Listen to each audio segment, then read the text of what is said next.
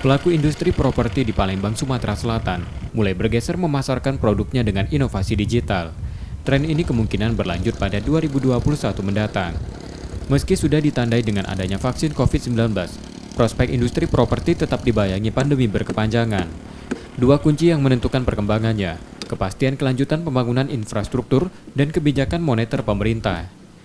Taman Sari Swarna Residen, salah satu pengembang yang melakukan ekspansi di Jalan Soekarno-Hatta Palembang, melakukan cara-cara mengadaptasi kenormalan baru karena pandemi untuk bisnisnya.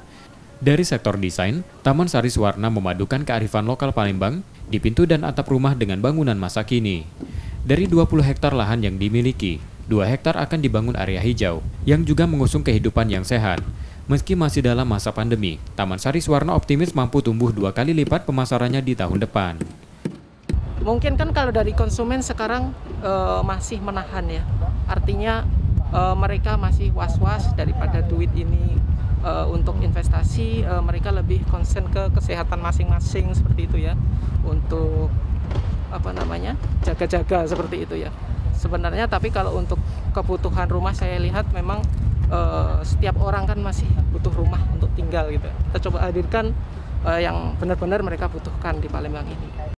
Dari catatan Real Estate Indonesia REI Sumatera Selatan, akibat pandemi, realisasi pembangunan rumah di provinsi ini terhambat hingga 30% karena penurunan daya beli masyarakat.